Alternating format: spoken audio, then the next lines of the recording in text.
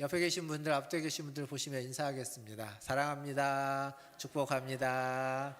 사랑합니다. 축복합니다. 연말에 이렇게 주일학교랑 같이 예배를 11월 마지막 주에도 드리고요, 성탄절에도 드리고요, 이렇게 드리니까 되게 자주 드리는 것 같아서 좋습니다. 근데 여러분, 혹시 여러분 무슨 일을 하다가 실패해 본 적 있으십니까? 있죠. 사실 질문이 좀 그런데 정확하게 질문하면 실패해 보지 않은 적이 있으십니까?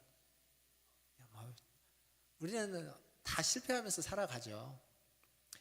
실패라는 게 사실은 우리가 태어나면서부터 어쩌면 우리는 그냥 인간의 실존이 실패와 긴밀하게 연결되어져 있는 것 같습니다. 태어나서 아이 때 가장 큰 실패라고 하라면 걷기 위해서 수없이 일어났다 넘어지는 것을 반복하는 것일 겁니다. 수없이 넘어지고 그래서 아프기도 하고 울기도 하고 하는 그 과정을 거치면서 결국 걷게 되는 거죠. 그러니까 실패라는 것은 어떤 의미에서 걷기 위한 자연스러운 과정 중에 하나였습니다. 근데 이게 이런 과정이, 이런 자연스러움이 성인이 돼서 어른이 된 다음에 실패를 경험하게 되면 그때 어렸을 때와는 좀 다르게 왠지 후회도 되고 자책도 되고 내가 왜 그랬을까? 왜 나는 이것밖에 안 될까? 라고 하는 생각을 갖게 하는 것이 되기도 합니다.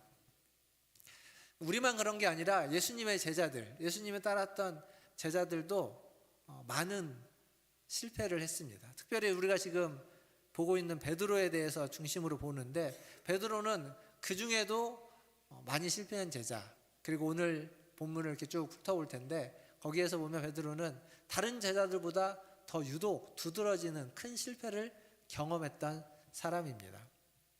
근데 중요한 건 이 실패가 끝이 아니라는 겁니다. 그리고 실패했다고 해서 그 사람이 다 실패자는 아닙니다. 왜냐하면 실패를 통해서 실패에 어떻게 반응하느냐에 따라서 우리는 더 성장하고 성숙하게 될 수 있기 때문에 그렇습니다. 오늘은 베드로의 실패를 통해서 어떻게 실패를 딛고 일어설 수 있는지, 어떻게 하면 그걸 통해서 우리가 더 성숙하게 될지를 같이 좀 살펴보려고 합니다. 베드로의 실패, 오늘 우리가 읽었던 본문에 나오는 부분은 사실은 이제 그 아래까지 쭉 이어지는 내용입니다. 이어지는 내용인데 앞부분만 본 건데, 이건 베드로가 예수님을 3번 부인한 사건에 대한 이야기입니다. 베드로가 예수님을 3번 부인했습니다. 사실 그 사건의 배경은 바리새인의 그 종들과 또 군인들이 예수님을 잡으러 왔을 때 제자들이 다 도망쳐 버리고 떠나버렸습니다. 근데 베드로는 끝까지 쫓아갔습니다. 어쩌면 다른 제자들도 다 실패했는데 베드로는 끝까지 쫓아간 바람에 예수님을 부인하는, 3번 모른다고 하는 그러한 실패의 경험을 하는 거죠.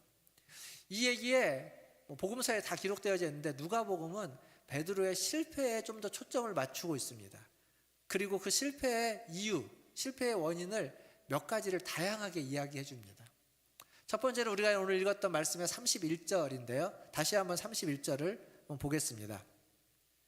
같이 한번 읽어보죠. 31절입니다. 시작. 시몬아 시몬아 보라 사탄이 너희를 밀가부르듯 하려고 요구하였으나. 이 얘기는 뭐냐면 베드로가 예수님을 부인하게 되는 그러한 배후에는 사탄이 있다는 겁니다. 사탄에 의해서 베드로가 예수님을 부인하고 있다라고 이야기하는 거죠. 사탄, 마귀, 영적인 존재. 사실 이 영적인 존재에 대해서 우리가 그렇게 두려워할 필요는 없습니다. 그러나 그렇다고 그것을 무시해서도 안 됩니다. 우습게 여겨서는 안 됩니다. 분명히 영적인 존재는 있고 영적인 존재는 우리에게 영향을 주고 있습니다. 아담과 하와를 유혹했던 존재, 심지어 예수님도 광야에서 시험을 사탄에 의해서 당하기도 했습니다. 그러나 중요한 건 그 공격이 그들이 얼마나 우리를 유혹하고 미혹할다 할지라도 하나님이 우리를 지키시고 보호하는 한 우리는 그것에 의해서 너무 두려워할 필요, 걱정할 필요는 없다라는 겁니다. 그러나 또 기억할 건 뭐냐면 사탄이 이렇게 하려고 할 때 그 베드로를 위해서 32절에 보니까 예수님이 기도를 합니다. 베드로를 위해서 기도합니다. 넘어지지 않기를 위하여, 믿음이 약해지지 않기를 위하여. 근데 우리가 크게 생각해 보면 예수님이 기도했는데 베드로가 그 유혹에 그 밀가부로 타면서 넘어가 버려서 결국 예수님을 모른다고 부인해 버리고 말았다라는 겁니다. 그 이유는 왜 그럴까? 예수님이 기도했는데 왜 그렇게 됐을까? 32절에 보니까 믿음이 약해졌기 때문에, 믿음이 떨어졌기 때문이다, 이렇게 볼 수 있습니다. 그러니까 우리가 어떤 일에 실패하고 흔들리는 진짜 이유는 사실 우리의 믿음이 약하기 때문입니다. 한결같지 않기 때문입니다. 변하기 때문입니다. 믿음이 유지되는 것이 아니라 이리 쏠렸다 저리 쏠렸다, 어쩔 때는 좀 좋은 것 같았다가 어쩔 때는 그냥 하나도 없는 것 같았다가 하는 이런 변화무쌍한 우리의 내적인 믿음, 또 우리의 신앙의 모습들 때문에 결국 넘어지게 되는 거죠. 사실 마태복음 17장에 가보면 앞에 보면 제자들을 향해서 예수님이 이미 너희는 왜 이렇게 믿음이 없느냐라고 하면서 그들을 책망하기도 합니다. 그래서 뭐라고 말하냐면 겨자씨만한 믿음만 있으면 이 산을 옮겨서 저 산으로 옮길 수 있겠다라고 하는데 너희는 겨자씨만한 믿음도 없구나 라고 하면서 제자들의 믿음 없음을 지적하기도 합니다. 그럼 어떻게 해야만 그 믿음을 한결같이 변함없이 겨자씨만한 믿음을 가지고 있을 수 있을까요? 사도 바울은 로마서 10장에서 이렇게 이야기합니다. 한번 같이 읽어보겠습니다. 로마서 10장 17절 같이 읽겠습니다. 그러므로 믿음은 들음에서 나며 들음은 그리스도의 말씀으로 말미암았느니라. 아멘. 자, 믿음은 어디에서 난다고요? 그건 무엇을 들어야 되죠? 그렇죠. 역시 우리 학생들이 오니까 질문에 답을 참 잘하네요. 믿음은 들음에서 나는데 무엇을 듣냐면 그리스도의 말씀을 듣는 데서 믿음은 난다는 겁니다. 그런데 그렇게 해서 믿음이 생겼습니다. 근데 왜 그 믿음이 계속 유지되지 않냐면 그 말씀을 계속 듣지 않기 때문에 그렇습니다. 꾸준히 계속 지속적으로 들어야만 믿음이 유지되고 성장할 텐데 들어서 믿음이 생겼다 할지라도 말씀을 계속 듣지 않으면, 그리스도의 말씀이 아니라 다른 말씀만 들으면 그 말씀이 계속 한결같을 수 없습니다. 좋았다가도 사라지고 있다가도 없어지게 됨으로써 그러면서 결국 실패를 경험할 수밖에 없는 거죠. 하나님의 말씀을 듣고 그 말씀에 순종할 때, 또 그 말씀을 듣고 그 말씀을 따라 말씀을 가지고 기도할 때 믿음은 성장하고 믿음은 더욱 강력해진다라는 겁니다. 그리고 32절에 보면 다시 한번 32절 한번 볼 텐데요.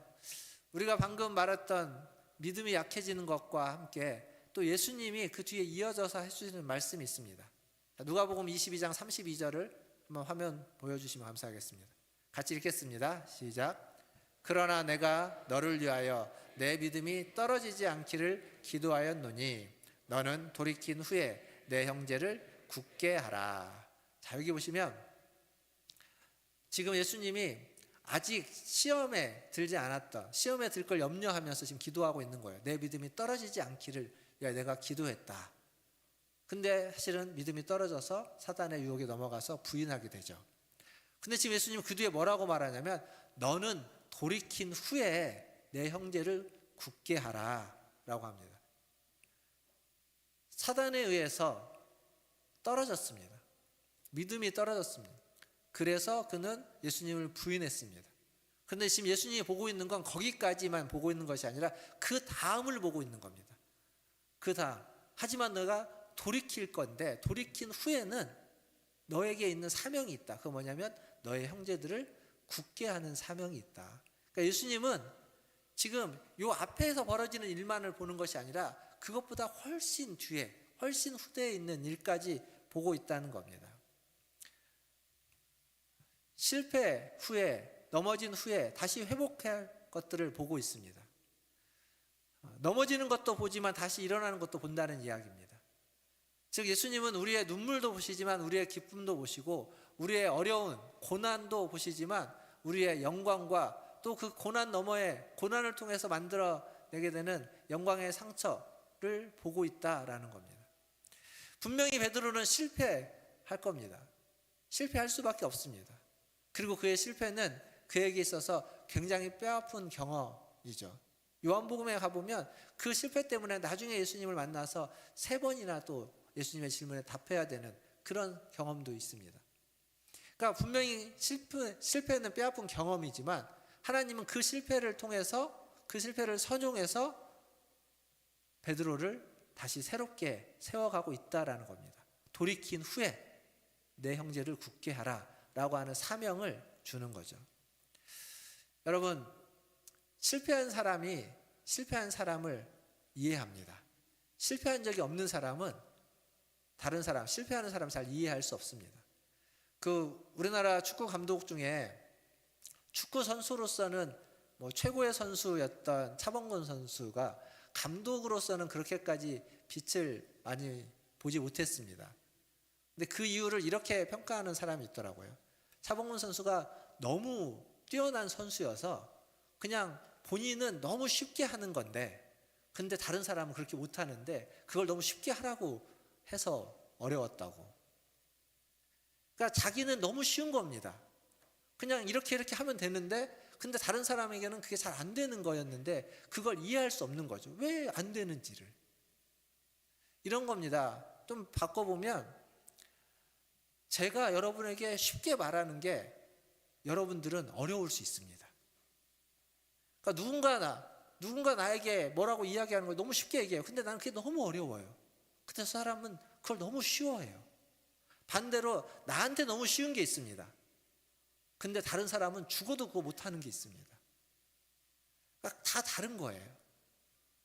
나에게 쉽다고 해서, 내가 잘한다고 해서 다른 사람이 쉽게 잘할 수 있는 게 아니고, 다른 사람이 쉽게 잘한다고 해서 내가 그것을 쉽게 잘할 수 있는 것도 아닌 겁니다. 즉, 내가 경험해 보면, 내가 그것들을 어려운 것을 경험해 보면, 그러면 그게 얼마나 어려운지를 알아서 같이 공감할 수 있다는 거죠. 실패를 해본 사람은 실패를 하는 사람, 그 어려움 가운데 처한 사람들의 어려움을 안 해본 사람보다 훨씬 더 잘 공감할 수 있다는 겁니다. 실패한 베드로만 실패한 게 아니라 다른 제자들도 다 예수님을 떠났습니다. 떠났지만 그들은 다시 모였을 때 그들 안에 그 떠남에 대해서, 그 실패에 대해서 자책하고 뭔가 그 안에 그런 수치스러움과 그런 후회가 있는 것을 베드로도 아는 거죠. 자기도 그래봤으니까. 그런데 그들을 다시 세우는 그 사명을 하나님이 베드로에게 주신 겁니다.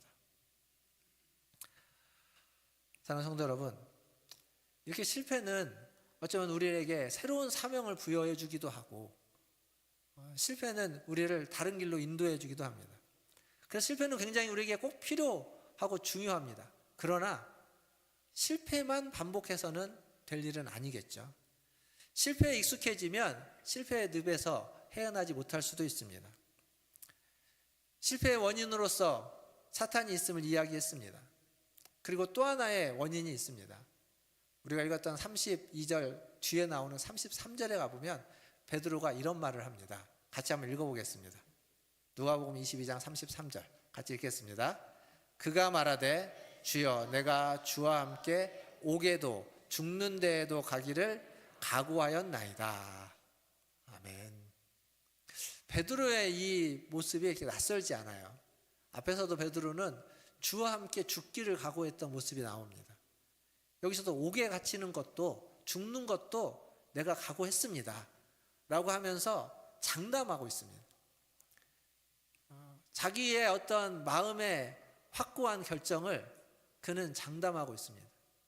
그러나 베드로가 예수님을 부인할 때 보면 그의 목에 칼이 들어온 것도 아닙니다. 그를 잡아가지고 가두려고 했던 것도 아닌데도 불구하고 그는 예수님을 부인하고 있습니다. 그러니까 장담하지 말아야 됩니다. 어떤 일이든 나는 할 수 있다, 별것 아니다 라고 단언하지 마십시오. 자기 자신을 너무 과신하지 마십시오. 우리는 그럴 만한 존재가 아닙니다. 장담은 위험합니다. 자신감은 필요하지만 자신감을 넘어서서 과신하게 되면 그러면 어떻게 되냐면 우리는 기도해야 될 이유나 필요가 사라져 버립니다. 우리가 믿는 존재, 믿어야만 하는 건 우리 자신이 아니라 하나님입니다. 왜냐하면 우리는 충분하지 않기에, 우리 자신이 다 할 수 없기에, 하나님의 도움이 필요한 존재라는 걸 알기에 하나님의 도움을 구해야 되고, 그것은 기도로 표현되는 것인데, 내가 나를 너무 과신하면, 내가 너무 자신만만하고 장담하면 굳이 기도해야 될 이유와 필요가 사라져 버리는 겁니다. 그래서 자신감이 과한 사람은 기도하지 않습니다. 기도할 이유가 없으니까요. 기도하지 않는 것, 이것 또한 실패의 이유이고 원인입니다. 예수님이요, 오늘 이 사건이 있는 뒤에 또 뭐가 있냐면 제자들을 데리고 겟세마네 동산에 갑니다. 그 중에 베드로, 야고보, 요한 3명을 데리고 더 가서 예수님이 이제 기도를 합니다. 그 십자가를 앞에 두고 기도를 해요. 기도할 때 이 3명의 제자에게 부탁을 합니다. 나를 위하여 기도해 달라고. 예수님이 가서 기도하죠. 누가복음에 보면 그 땀방울이 핏방울처럼 저 간절히 기도하고 옵니다. 제자들이, 베드로가 뭐 하고 있습니까 그때? 자고 있습니다. 졸고 있는 거예요. 베드로는 방금 전에 뭐라고 말하냐면 내가 주를 위하여 옥에도 가고 죽기도 각오했다. 이미 자신감이 그게 넘치는 겁니다. 사고 넘치는 상태예요. 그러니까 지금 겟세마네 동산에 가서 예수님이 뭘 하든 자기는 죽을 각오가 되어 있어요. 뭘 해도 자기는 다 함께 할 거예요. 그러니까 조는 겁니다. 기도하라고 하는 부탁이 별로 그렇게 와닿는 거예요. 뭐 기도 안 해도 어떤 상황이 돼도 나는 이렇게 할 건데 라고 하니까 졸고 있는 겁니다. 예수님이 3번을 부탁하지만 3번 다 그들은 졸고 자고 있었던 겁니다. 기도라는 건요, 별것 아닌 것일 수 있습니다. 별것처럼 안 보일 수 있습니다. 그러나 그 기도하지 않으면 우리의 영적인 생활은 힘을, 동력을 잃어버리게 됩니다. 그러니까 기도는 뭐가 되냐면 겉으로 드러나는 것은 아닙니다. 그러나 우리의 삶에, 우리의 몸의 중심, 보통 우리가 코어라고 하죠. 몸의 중심의 코어 근육이라고 하는데 이게 보이지는 않습니다. 그러나 이게 약화되어지면, 이게 없어지면 그러면 몸이 지탱할 수 없는 겁니다. 기도는 그런 겁니다. 기도는 별것 아닌 것처럼 보이지만 그러나 그 기도를 소홀히 하기 시작하면 그러면 우리의 신앙이, 우리의 삶이, 우리의 믿음이 무너져 버리게 되는 겁니다. 베드로가 실패했던 3가지 원인. 첫 번째는 배후에 있는 영적인 사탄, 영적인 원인이죠. 그리고 2번째는 자기 자신을 너무 과신하는 마음, 내적인 원인입니다. 3번째는 그 결과로 기도하지 않는 삶의 방식들, 외적인 것들이죠. 그러니까 영적인 것, 내적인 것, 외적인 것 다 결부되어져서 결국 실패에 다다르게 되는 겁니다. 어느 것 하나가 있으면 괜찮다, 그렇지 않아요. 세 가지를 다 극복해야 되고 3가지가 다 문제인 겁니다. 사탄 때문에 시험에 들고 실패할 수 있습니다. 과신하는 마음 때문에 실패할 수 있습니다. 그 2가지는 없더라도 내가 기도하지 않음으로써, 내가 기도하는 삶을 살아가지 않음으로써 우리는 우리의 삶을 무너지게 할 수 있다라는 겁니다. 그렇다면 어떻게 극복할 수 있는가? 어떻게 실패하지 않을 수 있는가? 뭐 이것들을 하나하나 해결하면 되는 거겠죠. 근데 이것들을 하나하나 해결하기 전에 먼저 알아야만 하는 건, 실패하지 않으려면 우리가 믿는 주님과 더욱 가까워져야 됩니다. 하나님과 더 친밀해져야 됩니다. 하나님과 친밀한 방법은 아까도 우리가 봤던 믿음은 어디에서 난다고요? 들음에서. 무엇을 들으면서? 그리스도의 말씀을 들음으로 난다고. 즉 말씀을 가까이 하는 것, 말씀을 듣는 것으로 말미암아 우리는 하나님과 더 가까워지고 친밀해질 수 있다라는 겁니다. 2025년도 지금 현수막이 없는데 표어가 다시 세우는 하나님의 집이었죠. 2026년도 표어는 이제 송구신 예배 때 오면 붙어 있을 텐데, 제가 처음에 이제 했던 문제가 다져지는 어떤 신앙, 다져지는 믿음, 다져지는 교회 이렇게 하는데, 이 다져진다는 말이 좀 뭡니까? 이런 다지는 거잖아요.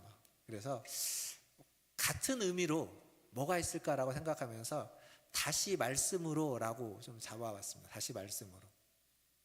말씀으로 다진다라는 의미였기 때문에 우리가 그 말씀 앞에 다시 서는 2026년은 지금까지도 우리가 그래 왔지만 다시 하나님의 말씀을 좀 붙잡고 그 계시의 말씀 앞에 서서 그 말씀하시는 하나님을 바라보고 그 말씀을 듣고 그 말씀의 소리를 따라가고자 하는 일에 좀 더 매진하는 한 해였으면 좋겠다.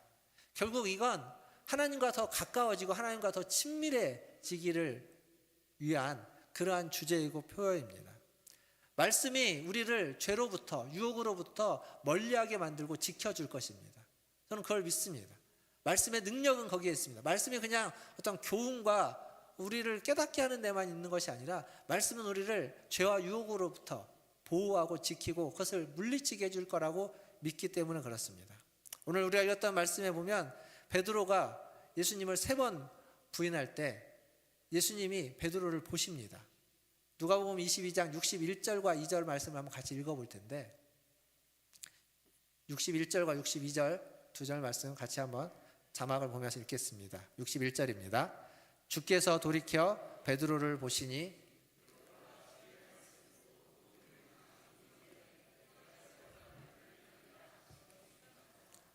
밖에 나가서 심히 통곡하니라. 62절까지입니다. 밖에 나가서 심히 통곡하니라.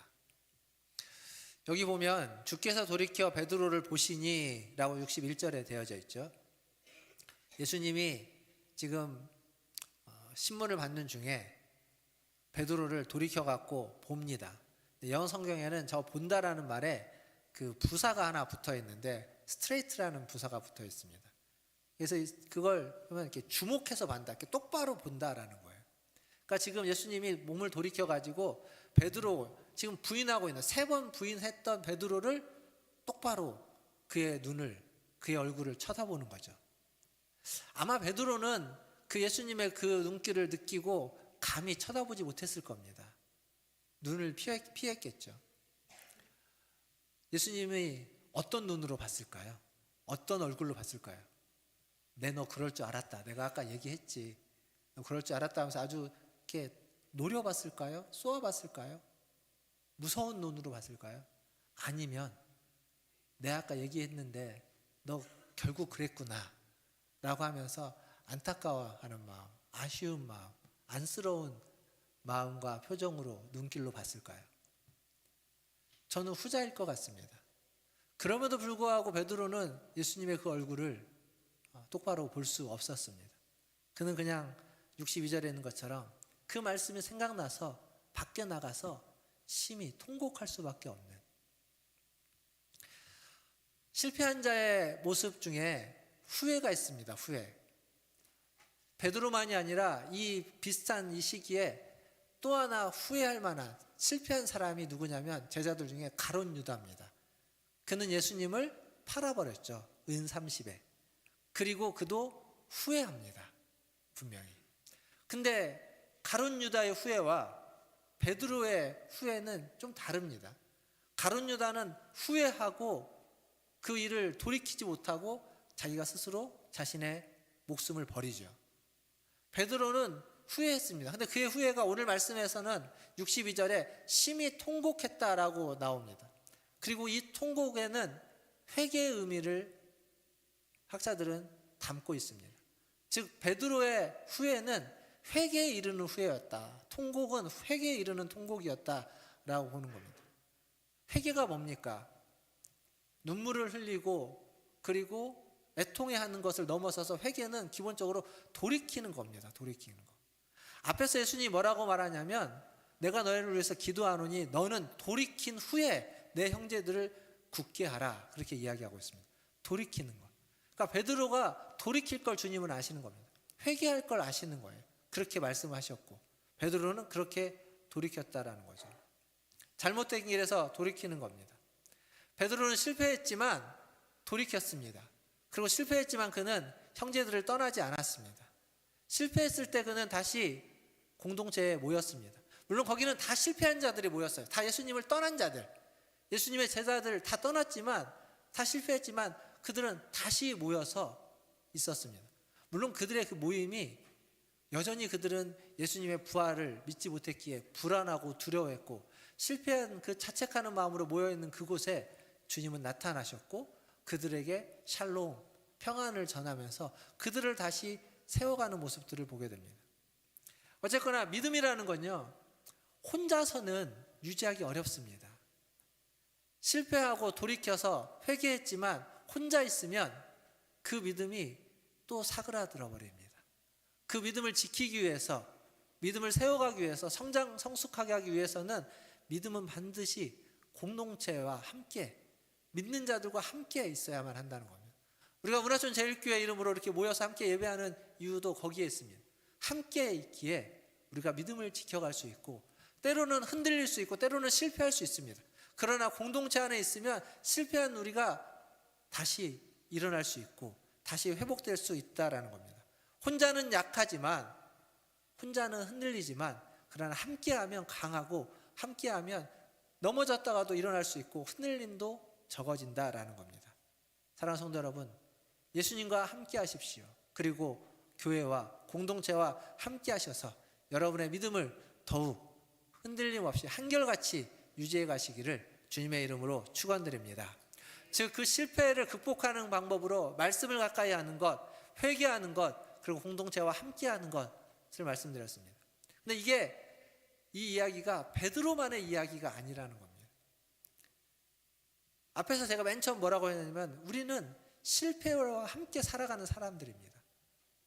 베드로가 실패한 것처럼 우리도 자주 넘어지고 자주 실패합니다. 거기에는 우리 자신을 너무 과신하는 이유도 있을 것이고, 그래서 방심하다가 실패를 하기도 하고, 기도를 소홀히 하다가 실패를 하기도 하고, 기도하지 않으니까 또 마귀가 사탄이 우리를 조종해서 실패하기도 합니다. 그걸 이겨내는 방법으로 말씀을 가까이 하는 것, 말씀을 통해 회개에 이르는 것입니다. 여러분, 성경을 읽다가 마음에 감동을 받아서 눈물을 흘려보신 적이 최근에 있으신가요?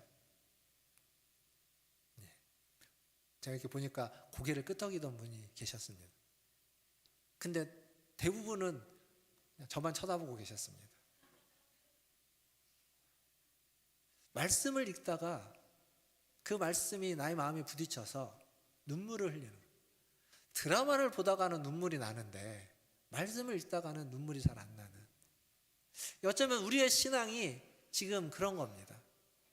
그러니까 하나님의 말씀 앞에 우리가 많이 서지 못하는, 그 말씀 앞에서 나의 허물, 나의 실수, 나의 실패를 깨닫지 못하고 있는 그러한 신앙생활을 하고 있는 것 같습니다.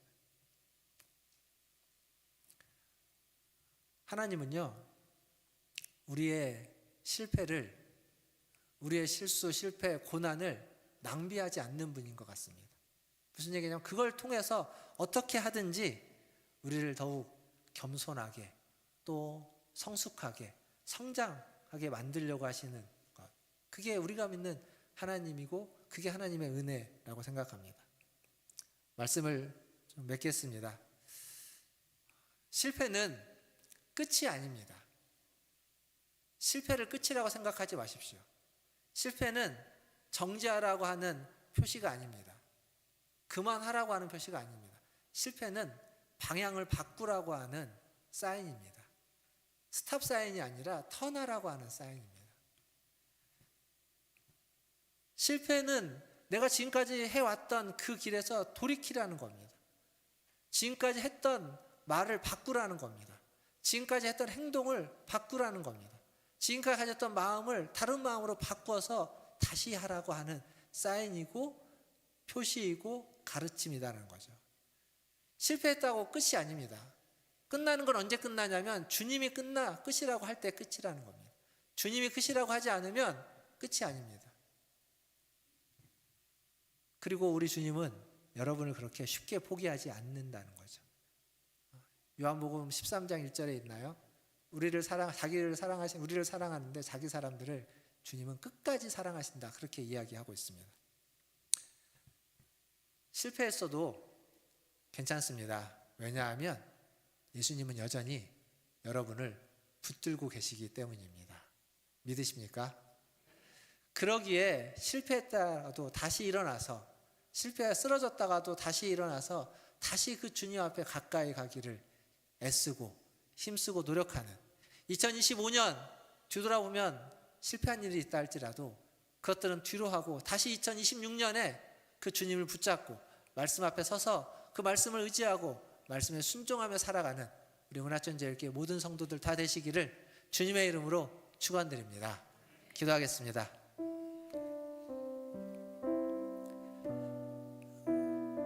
(2025년) 마지막 주일입니다. 2025년에 수많은 기쁜 일과 즐거운 일과 성공한 일들이 있겠지만 또 그 못지않게 아쉽고 안타깝고 또 속상하고 실패한다는 일들도 있을 겁니다. 그러나 그 모든 것들을 이제 다 뒤로 하고 하나님 앞에 기도하기를 원합니다. 실패했어도 실수했어도 주님은 이야기하십니다. 괜찮다고, 내가 너를 붙들고 있다고, 다시 일어나라고, 내 손을 의지해서 내 말씀을 의지해서 다시 일어나서 2026년을 나와 함께 같이 살아가자라고 말씀하고 있습니다. 그 주님 앞에 같이 기도하기로 한다. 주님의 말씀을 의지하여 주님 앞에 돌이켜서 그 말씀을 붙들고 다시 주님 앞에 나아갑니다. 주님과 함께 주님의 뜻대로 살아가기를 원합니다. 주님 인도하여 주시옵소서. 같이 한 목소리로 기도하겠습니다.